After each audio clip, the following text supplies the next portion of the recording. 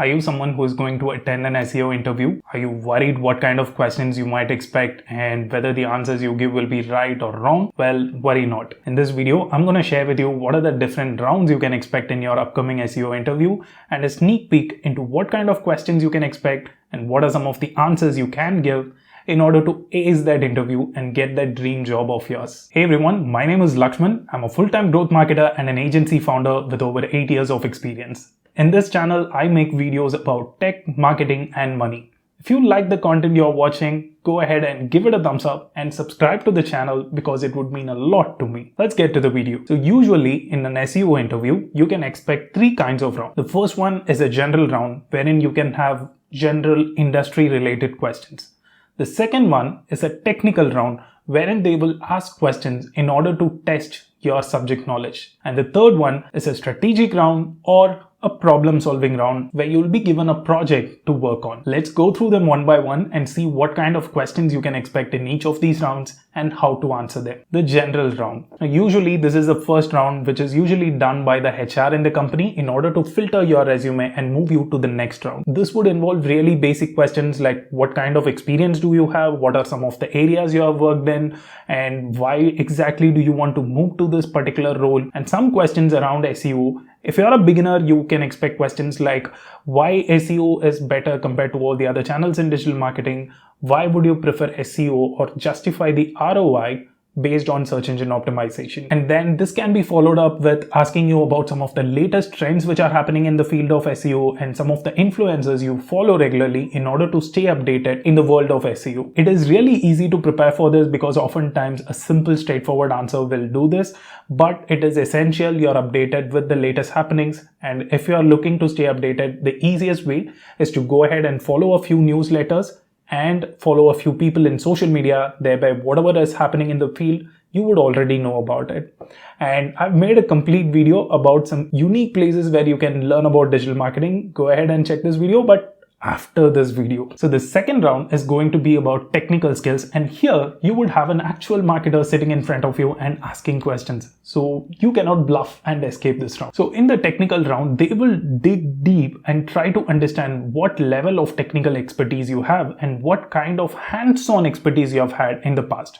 So remember this, whenever you answer any of the questions which are posed in this round, please feel free to add any real-time experience you've had in the past related to the question they have asked. Some of the basic questions here could be what are the different off-page SEO tactics you would suggest for our company brand? And the most famous one, can you do a website audit for our brand and give us your insights? Now, this is one tricky area because I've interviewed a lot of SEO people, and whenever I tell them do a website audit, they would go ahead, copy the homepage URL, put it on SEO Spider, generate a report and give it to me. Now, this makes absolutely no sense. See, when you're asked to do an SEO audit, it is really important for you to understand the user flow in the website. Now, this is called as CJAO, which is Customer Journey Orchestration and Analytics. This is a little advanced term, but in general, you have to understand the activity a user takes within the brand's website. If you think about it, no customer or user is going to end up on the homepage first and then go ahead and explore all the other pages.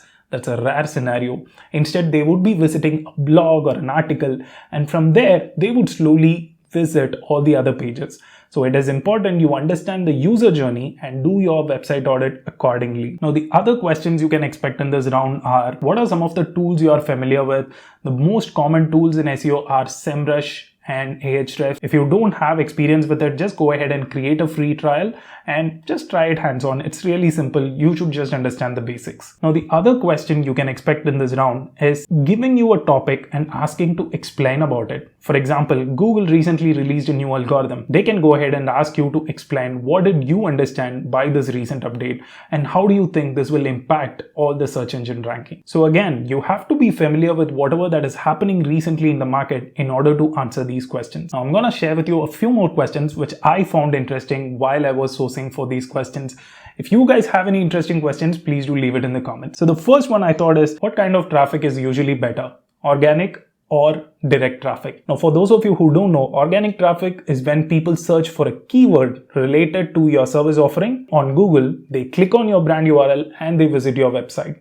On the other hand, direct traffic is when people search for your brand name or they simply directly visit your website. Both these things have advantages and disadvantages. You have to be really tricky while answering these questions. And the general answer is usually 50-50. I would always take direct traffic over organic because so-and-so.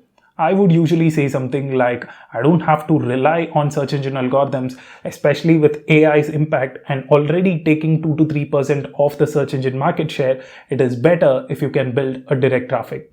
On the other hand, organic traffic is something that will give you maximum reach. So if your brand wants to target a lot of audience, then organic traffic will be a better way for you. So you have to take a sort of a consultative role and give them your opinions instead of just giving a straightforward yes or no answer. Now, in addition to this, they can also give you some situation-based questions.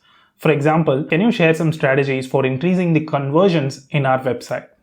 Now, for this, once again, don't just jump in and give your conclusion. Instead, go ahead and ask the right questions. So, increasing conversions is a huge topic and it is really generalized. So, you have to understand what industry they are in, what is the average conversion percentage, and where they are right now. What are the steps you have done in the past and have failed, which I can come in and improve.